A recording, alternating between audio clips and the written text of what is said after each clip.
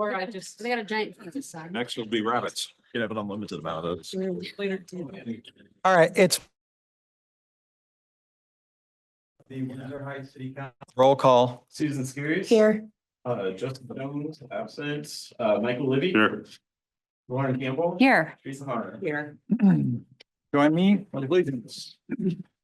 Allegiance to the flag of the United States of America, and to the republic for which it stands, one nation, under God, indivisible, with liberty and justice for all. Thank you. Approval of the agenda. So moved. Second. Roll call. Susan Skiris. Yes. Michael Libby. Yes. Lauren Campbell. Yes. Teresa Harder.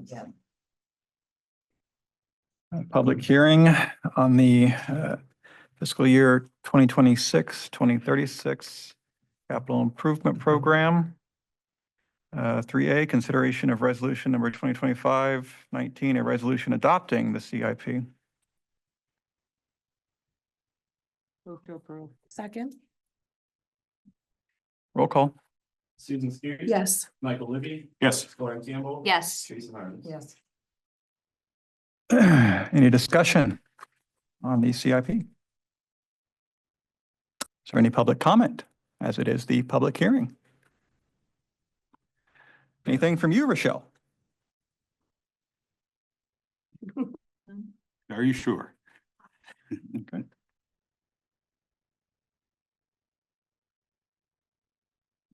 Well, very efficient.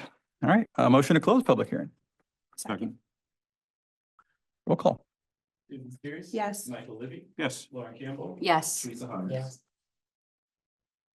Did I do the public hearing or did I do which one did I do? You did the open and close, so now we're gonna consider. All right, yeah. motion. Sorry. It did, Yeah. it was a little backwards. I should have. Good. Yeah. Move to approve. Second. All right. Any further discussion? What do you keep pointing at? Oh, and just the TV's off. Oh. All right. Roll call. Susan Skiris. Yes. Michael Libby. Yes. Lauren Campbell. Yes. Teresa Harder. Yes. All right, item 4, public forum. This is the time set aside for comments from the public on topics of city business other than those listed on the agenda. No action may be taken. Please come to the podium, state your name and address to the record, and keep your comments to no more than 5 minutes.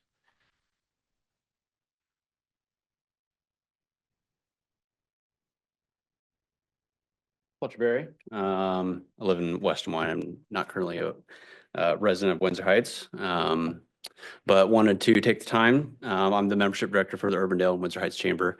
So I wanted to highlight a couple things and then make sure everyone knows about our Wake Up in Windsor Heights event next week. So wanted to highlight Centerfield Sports Bar and Paris Bond Me as our newest chamber members from the Windsor Heights community. And then next week, like I mentioned, Wake Up in Windsor Heights is a networking event that we host for Windsor Heights businesses so they can meet, greet, do business with one another. And it's a chance for those businesses to learn a little bit more about what's going on in the chamber, how to get more involved, and then how we can be an assistance of them. So always the second Thursday of the month, different location each month. This month is at Premium Solutions. It's from 8 to 9 a.m. And these events are always at a different member location each month. So we want to thank our sponsors and Colby Interest for hosting or for sponsoring this year's Wake Up in Windsor Heights. That's all I got. Did you say the time? Yes, 8 to 9. 8 o'clock. So, I have a case of the Mondays, sorry. well, it's on a Thursday. All right. Just So no remember to excuse there. register. Yep, so no excuse there. I know we had, Just remember to register. Yeah. yes. It's gonna be a tight room. Yep. This one is limited to a set amount of people and we're almost at that limit. So I know there's a couple of council members last, or I guess for our first event, it went well. So it's definitely, there's a lot of interest from the community in it. So thank you. Thank you. Thank you. Any public comment?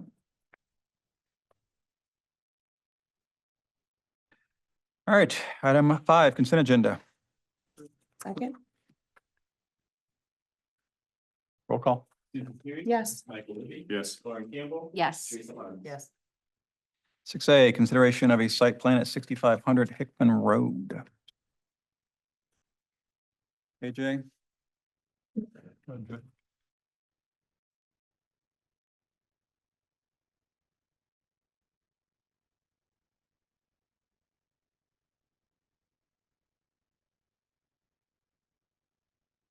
All right. Hi, everybody. Clay evening. Rouse, acting city planner. We're going to talk over the 6500 Hickman Road site plan, Windsor Court Apartments. So applicant Lance Burke, representing property owners for Windsor Court Apartment LLC, Tony and Mila Schwartz. The current use, hotel motel being proposed is a multifamily residential and the CC Community Commercial Zoning District. So existing there currently, 2.56 acre lot, full access driveway on the north side of property on Hickman Road, 6 buildings, surface parking lot, approximately 60 parking spaces, trees, shrubs, natural vegetation along the property, and then utility station on the southern edge of the surface parking lot and open space on eastern side of property. A little bit of background on this property. Parcel was previously hotel motel use and utilized the buildings for tenant space, maintenance, and then main office area.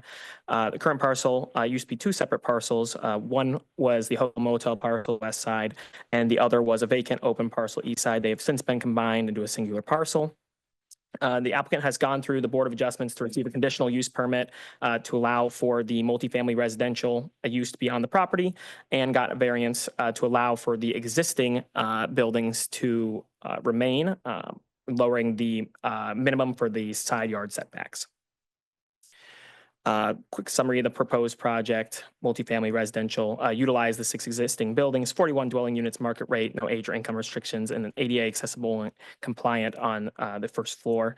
53 surface parking stalls, 16 bike stalls, no change to the full access driveway on Hickman, then 10-foot landscaping buffer on the south side of the property.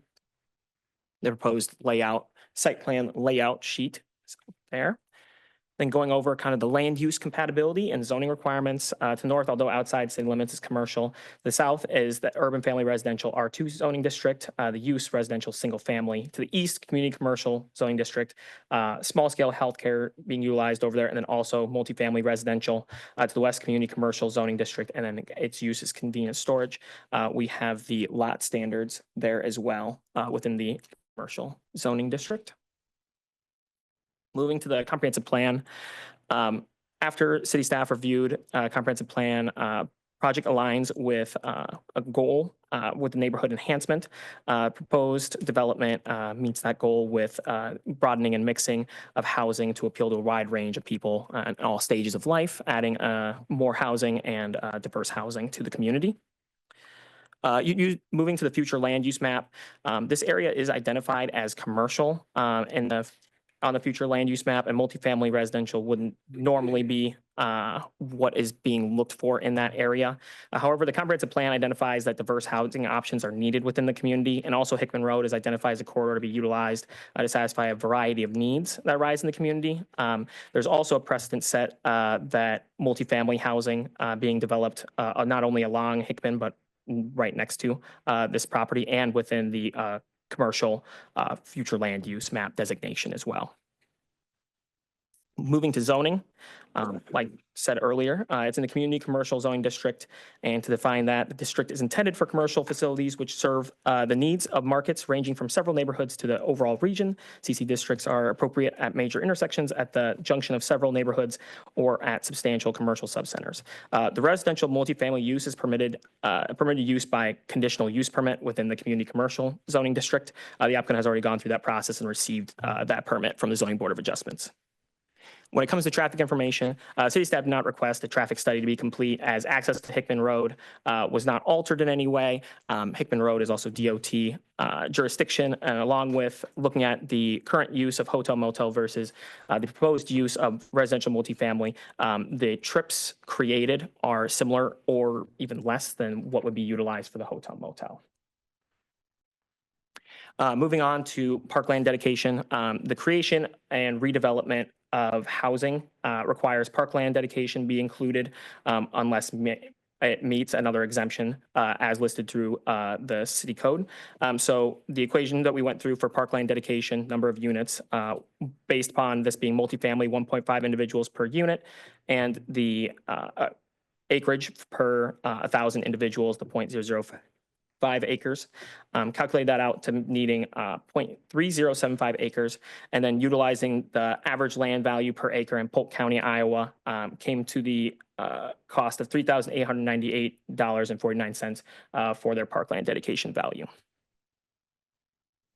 For landscaping and planting, it is required for one tree to be on per 2,000 square feet of pervious area, along with 5 shrubs per 2,000 square feet of pervious area. This would require 25 trees be on site and 127 shrubs. They meet this requirement exactly, providing 25 trees and 127 shrubs. And then this would be the landscaping plan sheet, also adding in required islands and then also landscaping those islands as well. Building facade with new zoning code update, community commercial district now requires building facade specific materials of grade A and grade B. The community commercial district requires 50% of the street facing facade be a grade A material as described through the approved materials list within our zoning code, and the remainder may be grade A, B, or C materials with a maximum of 10% grade C materials being used in that facade. The primary street frontage that needs to met is on the north side of the development that abuts Hickman Road. And the building elevations on the next slide, the render design provided meets the requirements of that, providing grade A brick 50% facing that road, facing Hickman Road. Grade B diamond coat hardy board lap siding being the other half of that facade. Moving to stormwater and drainage, proposed changes to the development site did not increase the pervious surface, and combination of the vacant lot did increase pervious surface. This development did not meet the minimum requirements to initiate a stormwater report. City staff did not request any form of a stormwater drainage report for this site. Screenings and bufferings. The CC district is required to have a 10-foot opaque buffer screening when abutting any less intensive zoning district, such as an R1, R2, R3. This occurs on the south side of the property where it abuts an R2 zoning district. The applicant has partially screened that side of the property, but needs to screen it in its entirety with 6-foot tall plantings chosen from permitted Windsor Heights planting list. There is an existing fence on the south side of the property on the property line, which gives a portion of screening. But this will be a condition of approval moving forward that landscaping buffer is completed in its entirety. They also need to have a proper screening for cover for the trash enclosure on the property. The applicant meets this requirement with a 6-foot tall wall encasing the trash enclosure, matching it to the building facade near the trash enclosure. So this is the area that would need to be screened down in the red box. It has partially already existing landscaping there that would be able to be a part of that screened buffer. And then the screening and buffering for the trash enclosure. And then moving to public comment. City of Windsor Heights city staff at the time of the creation of this staff report has not received public comment on the proposed project of the Windsor Court Apartment development. The Planning and Zoning Commission held a public hearing on February 26, 2025, and there was no public comment given at that time. So coming to city staff conclusion recommendation, the proposed use of this location is permitted by conditional use permit that has been acquired by the applicant for the current zoning district, follows majority of the zoning district requirements, and has established conditions of approval to make sure it meets all zoning district requirements and is in general compliance with the vision of the future land use map and comprehensive plan of Windsor Heights, Iowa. Recommendation from staff, after reviewing all documentation, recommends the city council approve with conditions laid out by city staff on the site plan for 6500 Hickman Road. Moving to Planning and Zoning Commission conclusion recommendation. Meeting of the Windsor Heights Planning and Zoning Commission took place on February 26, 2025, and a public hearing was held on that date. The Planning and Zoning Commission deliberated on the site plan, clarified information, and heard from the applicant. No public comment was given on that date or before that date. Planning and Zoning Commission then came to their conclusion and recommendation for the City Council. The Planning and Zoning Commission recommends a vote of 4-1 to the City Council that they approve the site plan for 6500 Hickman Road, the Windsor Court Apartments, with the conditions laid out by city staff. And then I have the recommended motion for city staff that I can read. I will jump to the conditions of approval. So we have our general conditions of approval that are found with each one of our site plans. We have more conditions of approval, which is removal of all dead trees and debris from the property, and then removal of any code violations or nuisances that exist on the property. And then to make sure to meet and agree upon parkland dedication compensation between city council and the applicant. And then the landscaping buffer plantings, making sure to complete that 6-foot opaque landscaping buffer or that is required between them and the R2 zoning district on the south side. Then I can take any questions for staff. So you said there was one dissenter. Do you know what the concerns were of that person? The concerns were they didn't believe that this required parkland dedication. The exemption that I believe they thought was being met is that there was no change in the number of units from the hotel motel use to the proposed use. Now that exemption has an and to it, and that means no change in use at all. That was explained. And then the valuation of the per acre that was calculated into what the parkland dedication was also a concern for them. Explained that. And those were the main two. Thank you. Another question. So full disclosure, I used to live at 6509 Lincoln. So the property that's directly right behind here. There was always a problem with stormwater. So what are we confirming that those issues have been taken care of and any runoff, and how are those issues being addressed? And with changes to pavement and the increase in impervious surface is usually what will ignite or any extreme change to the site is what ignites those reports. Okay. And so they're utilizing the existing buildings in their own as the footprint exists now, and the pavement is going to be the same, utilizing and restriping the parking in general, and then doing small maintenance on the issues where there's broken up pavement, but nothing that would ignite us to look at it unless requested by city council to look that over.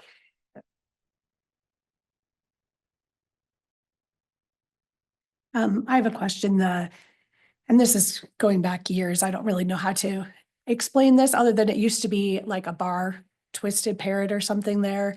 Because that has been an eyesore for lack of a better way to put that, is that, because I see that if you go through the meeting minutes, I believe the owner writes that there's plans for like a clubhouse style area with amenities. Is that what is planning on going in there? Because there used to be lots of issues. That's what the property owner stated that. If you'd like her to come up and answer it, absolutely. Mila Schwartz, 511 7th Street, West Des Moines. So the Twisted Parrot restaurant, bar, whatever you want to call it, will no longer be a restaurant or bar. It is our plans to move it into a clubhouse, which would house laundry, a fitness center. The office would move over there. It'd have just a small seating area with some vending machines, and then also a little meeting area is our plans for that. Okay. Thank you. And then just, we've really, not we, because I haven't been involved in this, but the number of calls for service for our fire department and police department have gone down significantly in the last few years. And I mean, they're still higher than what I would probably really like. But just want to, I'd caution on that we're changing, would we be changing clientele again? Because we went from clientele where we're continuously there to we're in a really good spot here to, I hope we just continue this, because that's kind of one of my concerns when we're switching this over, is that we maintain the public safety, because I know that was a concern of the people that lived behind this area. So that's been one of my concerns with this. Just hopefully we can keep it at the rate we're going, the clientele that are there.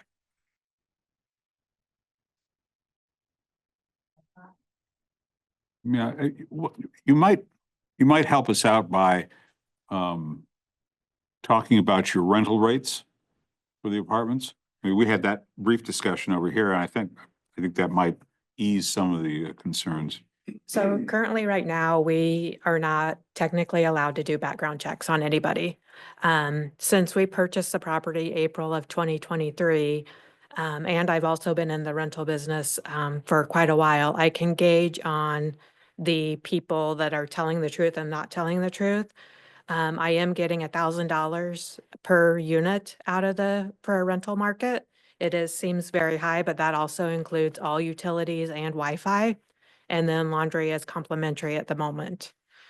So the clientele has improved since we took over the property. When we took it over, there was only 18 rooms that could be rented. And so now there's 40 rooms that can be rented. I'm still working on that last remodel of the last room, but we have improved the clientele. Are there still some issues? There's more than I would like to see, but be able to do full background checks with being able to move to multifamily is going to help that issue.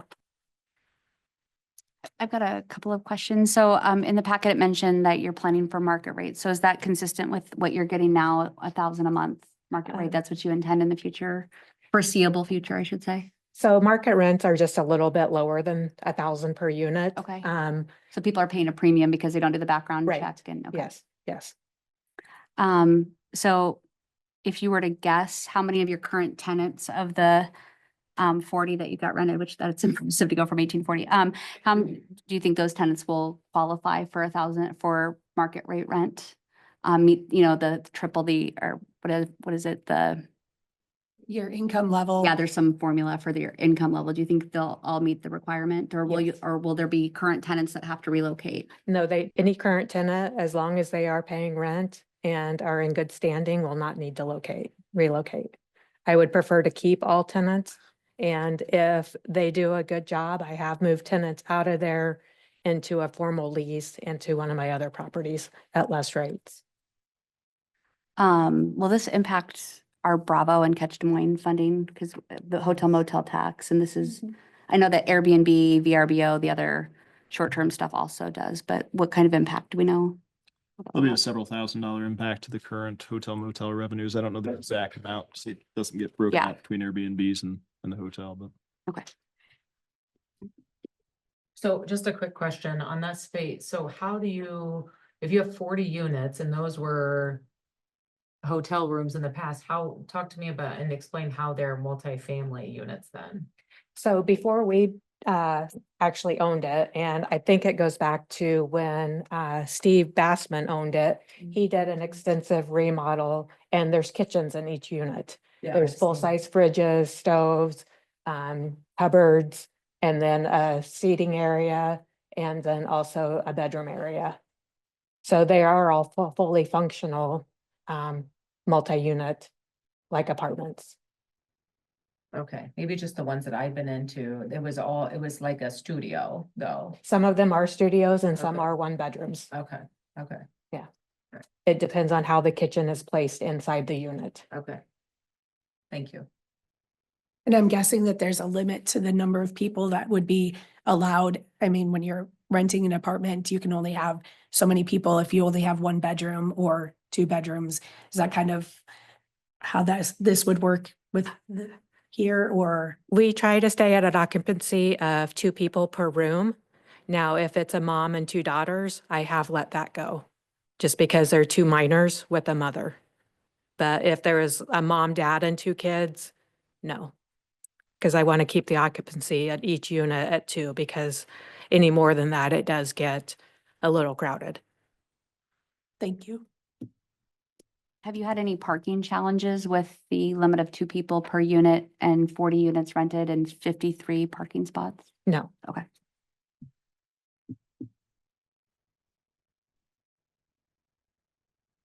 Is there a bus?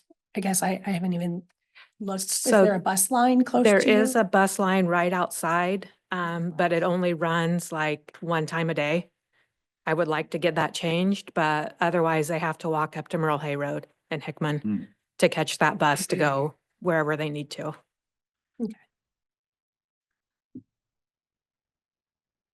Our commissioner. Hickman, I'm the alternate, first of all. Yeah, the Hickman Express, but I'll see what I can do for you. Thank you. Just try to keep the thing afloat right now, but I'll see what I can. I know. Yeah. Anything else? They can also walk up to University. We do have 3 that run several times a day. Yes. Public Thank comment? you. Is there any public comment?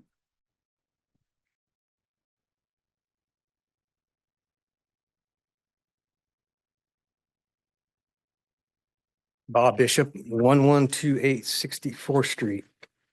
I'm old enough to recall when they built this facility back in the 1960s. My family would go out to the Westview Drive-In on 86th Street. And when they originally built this, it had a gravel parking lot in it. Jump to the 1990s, and the first comprehensive plan Windsor Heights had, this area was identified for improvements. And here we are 30 years later. And finally, somebody's stepping up, it sounds like, to help us with with improving that area there. And I'm all for what they're doing. I also have a concern with the one of the conditions of the plan. And I don't believe that the parkland is applicable. I mean, from what's been explained, you got 41 units, you're gonna have 41 units, you're getting a parking lot update and regular maintenance, roof, gutters, siding. So I don't see where that really applies here. The other concern I have is with the land value that was used in the calculation. It seems a little low to me. Did just a random study on Polk County Assessor's website. Pretty good authority on property values, and it's about $300,000 an acre, which is in line with what's assessed for this property. And the concern I have is if this goes through with those conditions, that in the future, that $12,000 per acre would be applied to future development in the city, and that might be shortchanging both the citizens and the city in the future. So I respectfully request the council move that particular condition and approve the applicants. I got a few more data points for you. Saw robins today, 2 turtle doves, and they mate for life, and 20 turkey vultures came in. Now, I know there's a blizzard plan, but nature says spring is on its way. Thank you, Bob. Thanks, Mr. Bishop.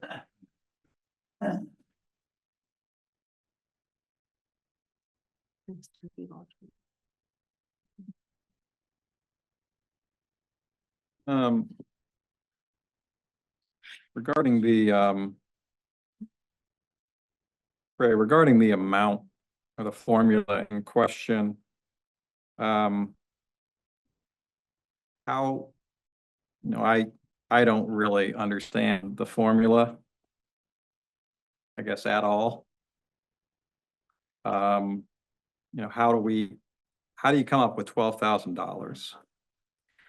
That is from Polk County, what they've assessed all land per acre within Polk County.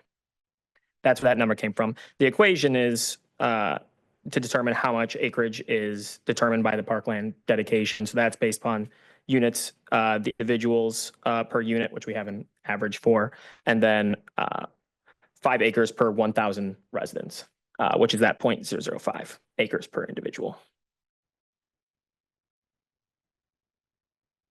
So there's a national sort of park study that indicates a good Yeah, ratio. A good ratio is 5 acreage acres per park. 1,000, yeah, per 1,000 residents or individuals.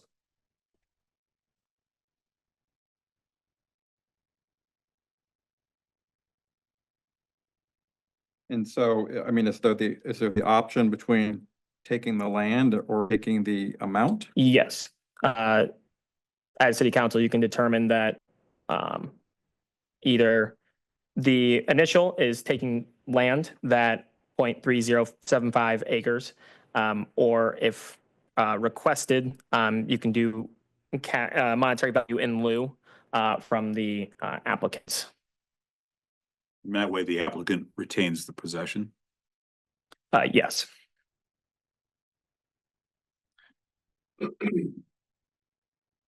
So the parkland dedication, cash in lieu would go to a separate line item in the city's account to pay for park improvements or park acquisitions. We have the park master plan that Bolton and Mink developed a number of years ago, which conceptualizes the idea of some additional parks in the community, and or improvements to Lions Park or continued improvements to Colby Park. So when you talk about taking the land, what part of the land would you be? In initial, What does that mean? And If I'm you go gonna- back to like that second. I'm slide, gonna, like the second if you- slide. if you show go the to- aerial. yeah, or you could go to slide 19 too, which shows screenings and bufferings. We could show it's actually outlined. It would be a portion of this section of that property. That was the initial concept that was provided to the city was dedication of that east section of the property, which is vacant. We did do some due diligence on that to see if it would be usable as parkland. One challenge exists is that the DOT would not grant an access into that property from Hickman Road, which would be the only public access into there. So the alternative would be to require an easement through this property because of grade differences, go all the way to the south parking lot and enter into that eastern section empty lot from there, or obtain an easement from the property owners to the east from their parking lot. Yep. So it's sort of a tricky property to envision a park use. You could do some public art there. You could put some benches or picnic tables in there, but it's not readily accessible unless you're walking to it. There's a limited population in that area, though there is senior housing and the housing that is directly adjacent to it as well.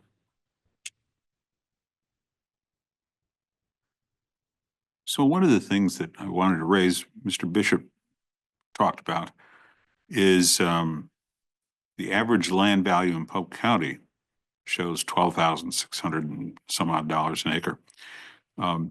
He alleges that's for farmland, not necessarily commercial development land. It should be all land that's considered in Polk County. That's what the assessed value is. And then doing my due diligence, I also checked with other communities as well that do more community-centric versions. And the number that we have is a little bit lower than those, but considering Johnston, Ankeny, Waukee that have those numbers readily available. And I reached out to these city planners to get this information. So Johnston would have that at 28,000 per acre. Ankeny would have 32,000 per acre. Waukee, 35,000 per acre. At Pleasant Hill, 32,000 per acre.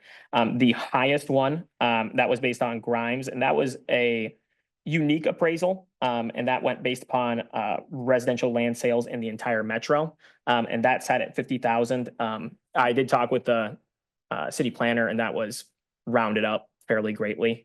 And so even based on those, the amount you would get would increase. But with this being agreed upon in whatever realm it is agreed upon, it'll be a part of a development agreement, and it's by no means a permanent precedent. In our code, we go based upon either city appraisal or county value.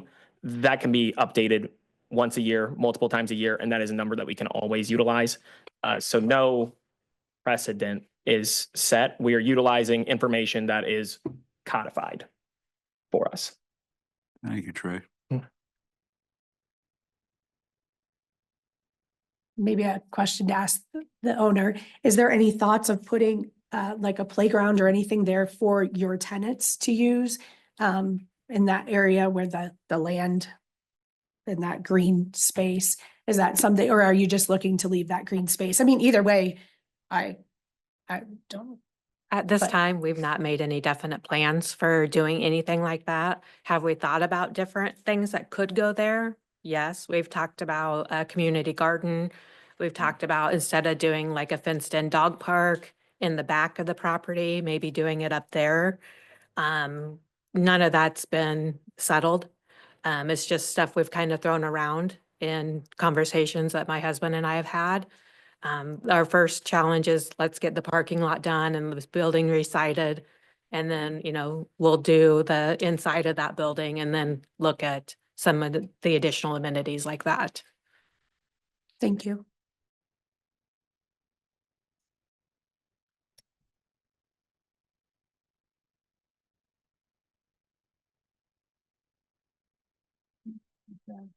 With their preferences on the. So I think They would prefer the parkland, cash and lieu. Cash and- Is okay. what They changed their offer to. Originally, the property owner indicated an interest in donating a portion of the land for park. And then as we went through the site planning process, your request evolved to the cash and lieu. Is that accurate?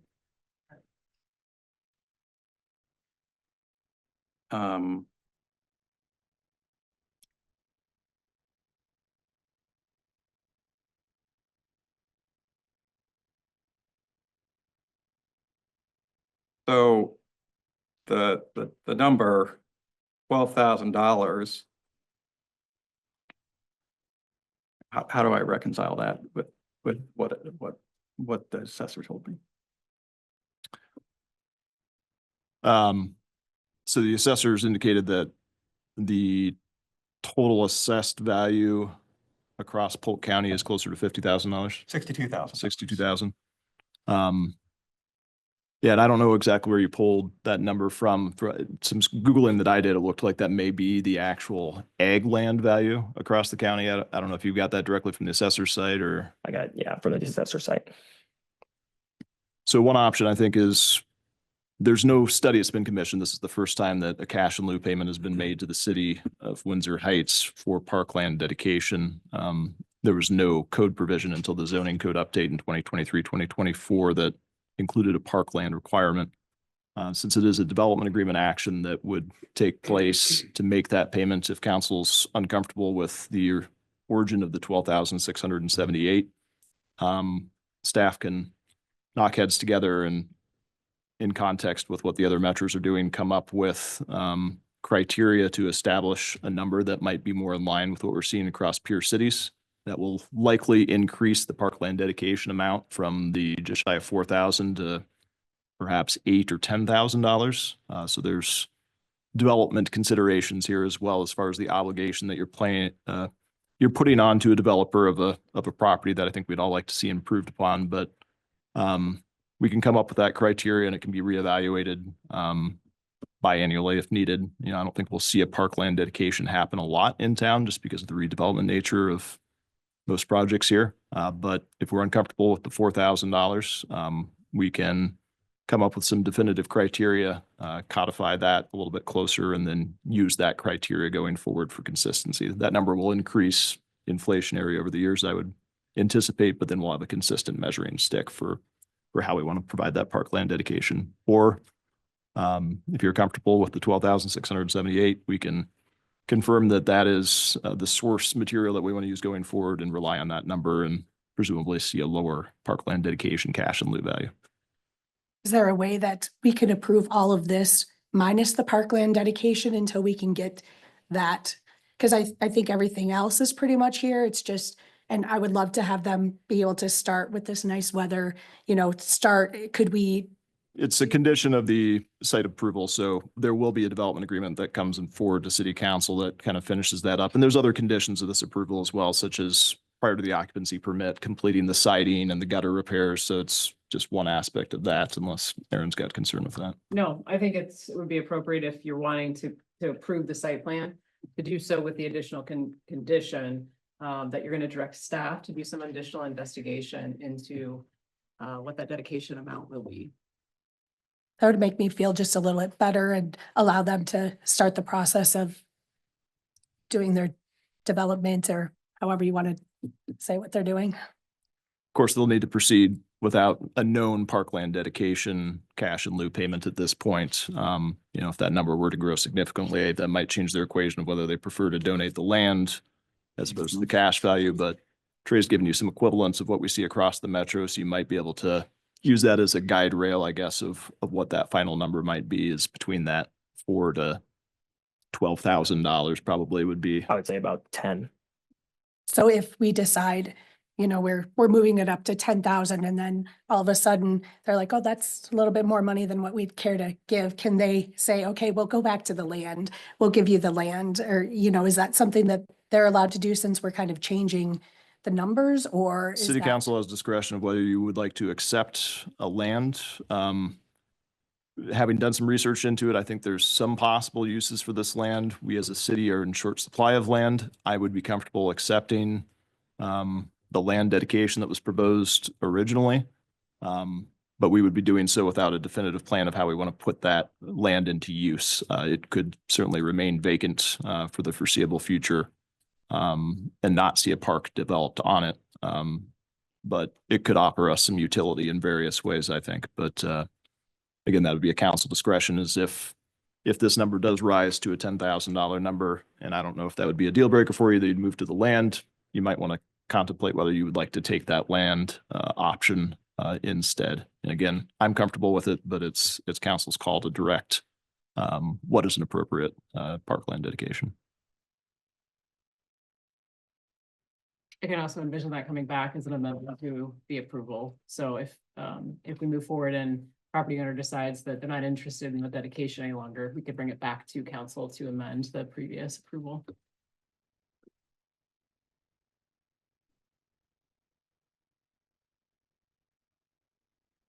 All right. Well, that's a significant amount of discussion. No motion has been made.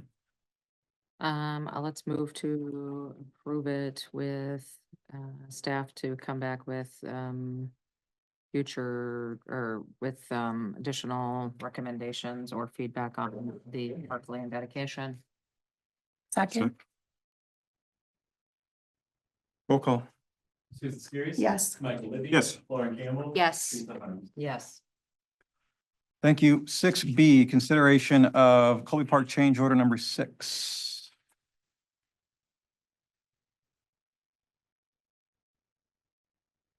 So moved. Second. AJ? This is proposed change order number 6 to the Coley Park improvements. Council's previously discussed the proposed benches and tables along the food truck plaza. There are no changes to those design plans, but we did take that to Caliper, who's been working on the other park aspects, to see what they would price that as a change order into their current agreement with the city. They have some remaining work to do out there yet this spring with the food truck plaza light poles, staining of some concrete, and a few other odds and ends. They came back with a price point of $53,623, which is pretty much exactly on the nose of what the engineer's estimate was. They've done good work. I'm comfortable moving forward with the change order number 6 to have them complete that work this spring. And our intention is to meet with them here in the next week or two to establish a timeline for those improvements to be done. All right. Discussion? What's left? And the existing, they've got to wash and stain the concrete around the CEC. That was a previous change order. And there's the actual poles at the food truck plaza that have not been erected yet. And then we'll, at the city side, put in that canonary lighting that goes across those poles. There might be a railing or something out there yet that need to wrap up. When do we think that'll be completed? Should know more in a week when we sit down with them and talk timeline. Before Fall Festival. At least Windsor Wonderland, yeah. At least one. And that will be it for, will that be it for phase 1? That would include the work other than, we have a potential outstanding TAP grant for the sidewalk improvements out there. And then, of course, the water trail access grant and a timeline to be determined for that. All right, any other questions? Hearing none, roll call. Skiris. Yes. Michael Libby. Yes. Lauren Campbell. Yes. Yes. 6C, consideration of 63rd Street Monument Professional Services Agreement with Bolton and Mink. Second. AJ? This is the design contract for Bolton Mink for the previously proposed monument signage on 63rd Street, just north of 235, as well as the stone blocks that would be placed there decoratively and to protect adjacent properties from a couple of vehicles that have entered into the private property on that downward slope there on the east side and the west side in the past. The design that was recommended by council is very similar to what's on University Avenue there, just east of 66th Street. There is some difference in elevation along that right of way, and so there's going to be a different foundation and footings that'll be involved for that. There's also a lot of electrical work that's going to have to go in to get that lighting component in there. So the design contract here is not insignificant, not to exceed 27,300. I have visited with Nate with Bolton and Mink on this, and we think we should be able to come in under that. We're going to not itemize the bid, which should save some costs on that process. And there's a few other things we think we can do just to minimize it, maybe some reuse of some of those design elements from the University Avenue monument sign plan. But would like to keep it, he would like to keep it at that approximate 27,000 as there's unknown elements that need to take place as part of the planning process yet too. So this includes the survey work,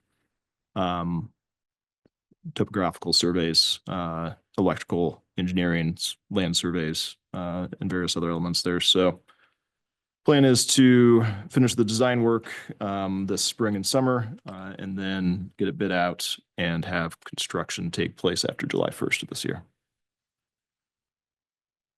And we still think that this will cost $80,000 to $90,000. 80,000 was the construction cost estimate. And Nate might be on, is that Nate online there? Okay. And then we're adding the 27,000 into that, so you've got the additional engineering costs on top of that. like that could be $100,000. That's correct. Hey, you can speak up if I'm speaking incorrectly there, but that's my understanding. Yeah, you got it right, Adam.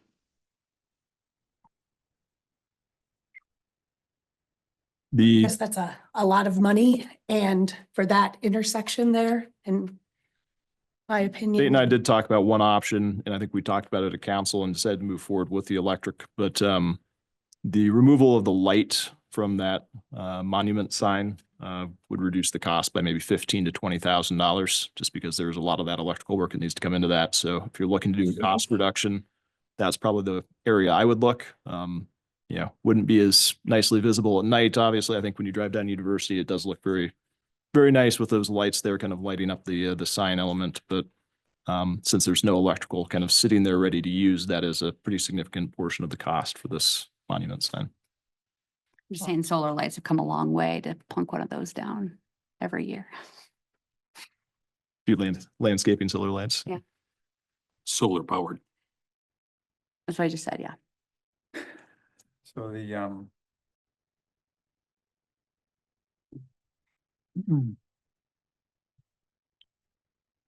engineering, I think, Susan, did you say 80 to 90 or 70 days? 70, 80 was the engineer's cost estimate at the time that we had the last discussion. And then another. Bring it down a little bit. Well, no, Just a little bit. but then you're adding the engineering costs onto I that, was so. giving you grief. Don't mess with my math here. I'm struggling. All right. Further discussion. Roll call. Susan Sears. No. Michael Libby. No. Lauren Campbell. Yes. Teresa Harms. Yes. Motion fails. 6D, consideration of Fall Festival fireworks package. Sure. We had a discussion. We're bringing this to council just because we're trying to figure out what our options should be for fireworks. We were given 3 different quotes, 13,000, 15,000, and 17,000. We kind of rejected the $13,000 one, and now we're sitting at about 15,000 or the $17,000 one. Our thought is that we will see how much money we have left in our budget at the end of the fiscal year to see if we have an added $2,000 to put into the fireworks. just because we aren't having fireworks for the 4th of July at all. So the thought process was to make it a little bit nicer at Fall Festival. So, we're that's kind of where we sat. We didn't make a decision as to if we wanted the 15,000 or the 17,000. I think we kind of, were the finances is kind of what led us to question which one we should go with. I think so. Understand we'd sign the 15,000 and then upgrade it at a later date once those funding sources were clear. Correct, yeah. Was Is that that the- last year? 15,000. Was that the motion that predicated on whatever we raise? So Budget? no, it's still in this fiscal year. If, Oh, yeah. so it doesn't really matter what sponsorships come up next year. It It's does, in this but year. Yeah, got it's it. this one. It's a lot of bombs. Safely, I think we're safely saying that no one was in favor of 13,000. That is correct. Yes, There were 7 of us on the meeting, I think, and no one. none of us No one. thought the no one spoke in 13,000. favor of that. I think we can. Because It's more funner to blow more stuff up. more It's fun. 5 minutes left. And we've always done the 15 minutes or the 15,000, which is like 20 minutes-ish. Sometimes I can get him to go a little bit longer, depending on what I pick as far as what goes up, how many booms go, for lack of a better term, if they go up high. So I kind of work around a little bit with him, to make the decisions to make it look the best at the least amount of money. He's been really easy to work with. I think we've used him 5-6 years now or longer. We do get all of as you can see, we get like the loyalty program, the early payment. So we try to take as much off as we can.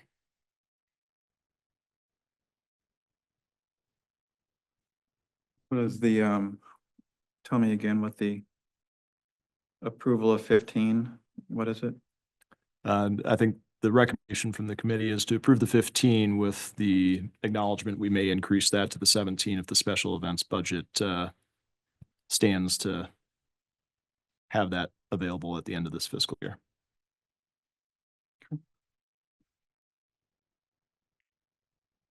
All right. Is there a motion from council? So moved on the 15,000 with the 50, yeah, with the condition that should the budget be able to move to the $17,000, we start at 15 and the budget's there for 17. So good. Second. Further discussion? Hearing none, roll call. Susan Skiris. Yes. Michael Libby. Yes. Lauren Campbell. Yes. Teresa Harms. yes. All right, reports. My report is in the packet. MAC was today. An unusual MAC meeting because of the cuts to funding for rapid rehousing and I think a number of programs for social services. And so there was a letter going around from Homeward. And we were asked to sign it, I think, separately, and now they're asking MAC to sign it. And so everyone in MAC agreed to sign it. So that's what that meeting was about. MPO will meet on Thursday and Communications Committee will meet on Friday. Ms. Harms? Ditto. That's good. I don't think I have anything else to add. Ms. Campbell? I'll be attending DART tomorrow, so I'll see you there. And that's all I've got right now. Libby?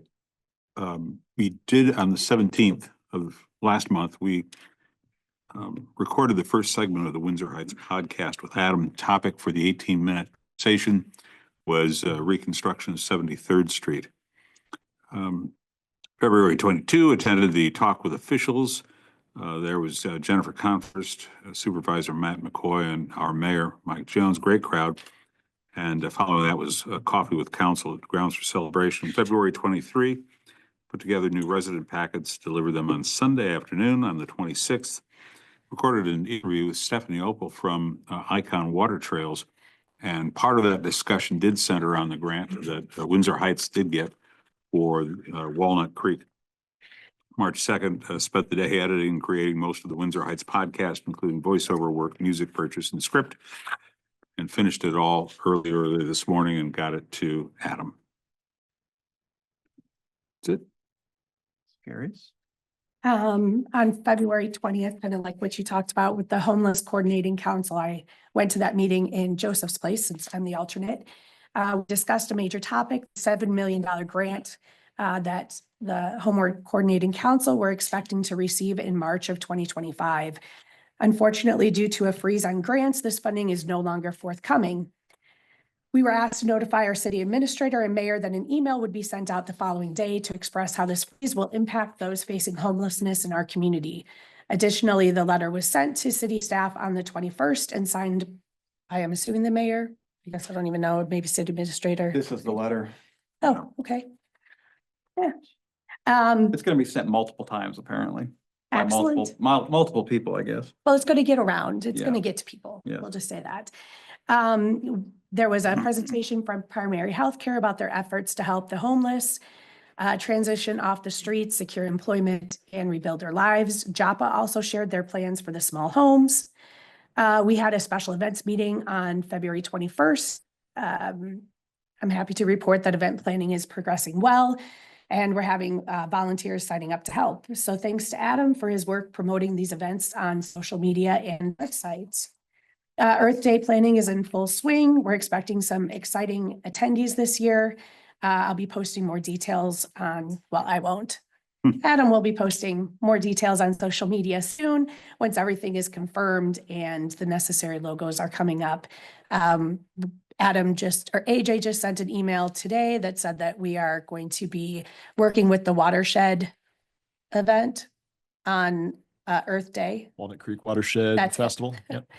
That's it. So they're going to come out April 26th and join us for our Earth Day event. So that should be fun and bring in lots of people. Gearing up for movies in the park, complete with movies, pizza, popcorn, and drinks. Touch a Truck and the ribbon cutting planning is underway. And it seems like we have a lot of people that are excited about this. I attended the Chamber's AM Exchange at the Homemakers on Tuesday, where we had over 120 people sign up and were in attendance.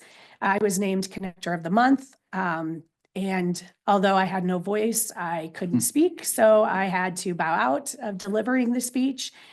And it was nice to be around that many people so early in the morning.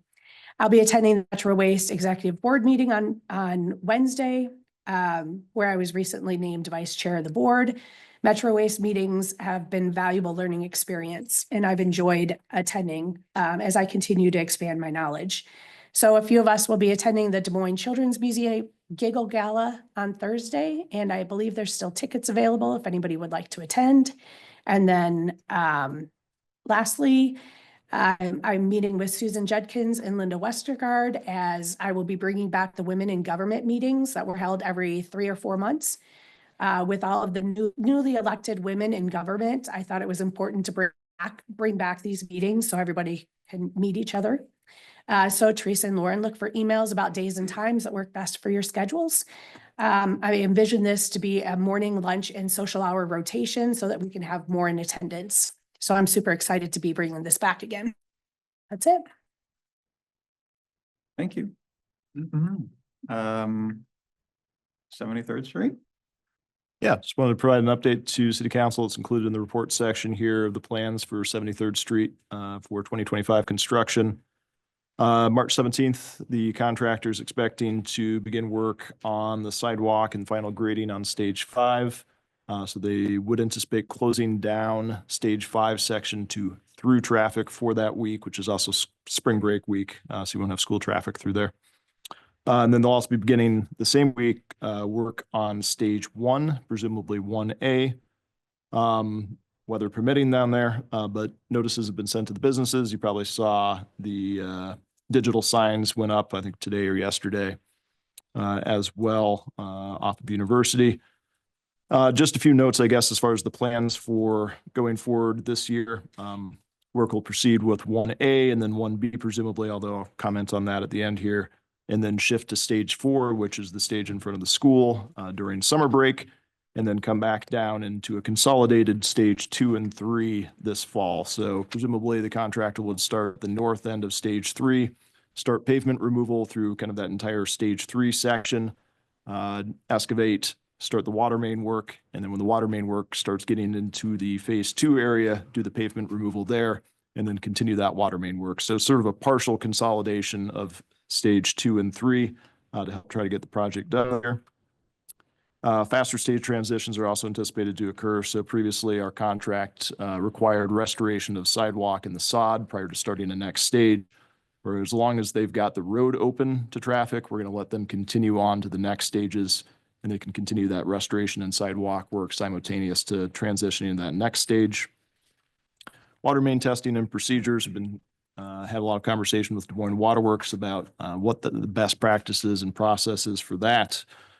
There's some additional processes that they're going to be doing going forward to try to make sure that we don't have to experience a 3rd or 4th test on the bacteria test, which can cause a delay. Also, just the optics of no action occurring during those testing times isn't great. Saturday work is needed, so we have a schedule from the contractor that would get this project done by the end of this calendar year, always weather dependent. But as they fall behind that schedule, which does not include rain days, they're going to incorporate in Saturdays, potentially Sundays if needed, to try to stay on that schedule. So you'll likely see earlier Saturday work and potentially more often, depending on what the weather looks like and where they're at on their schedule. City code allows for some extended work hours than what was originally provided to them as well. So I've listed in there, and I think they actually emailed back and said they'd like it to be Sundays, 8 to 6 p.m. Do I have that right, Justin?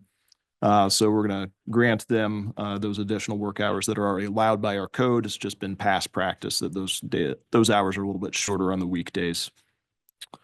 One other change that's being looked at is the contractor was asked to propose ideas to move things along quicker. They proposed a combining stage 1A and stage 1B. So recall the west side would shut down of 1A, and then they'd wrap that work up and then move over to the other side and keep traffic flowing on the open half for the duration of the 1A, 1B schedule. They would like to instead create sort of gravel egresses between driveways that would allow all the businesses to retain that access, but do so completely outside of the curbs. They are in the process of knocking on doors, talking to all those businesses owners to see if they would be supportive of granting private easements onto their properties that the vehicles can use those temporary accesses, and they can dig up both 1A and 1B at the same time. It would be a challenge, I think, to get that all pieced together before they start work here at the end of the month. It would be at their cost as far as the gravel and the easements if they did proceed with that.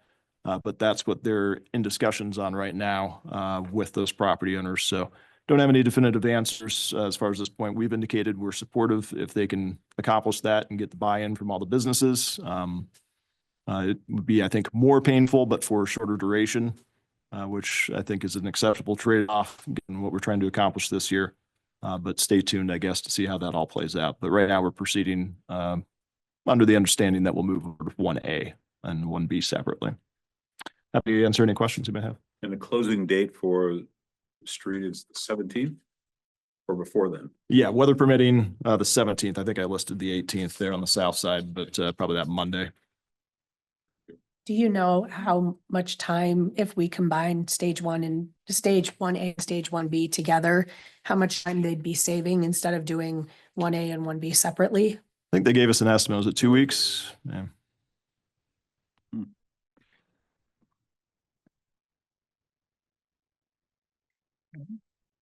Thank you, AJ.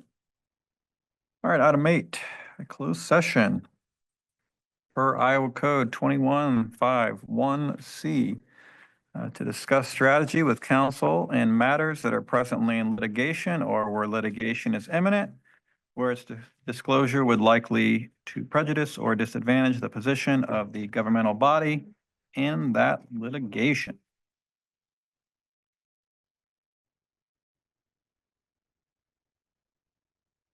To go into closed session. Second. Are you part of the closed session? Okay.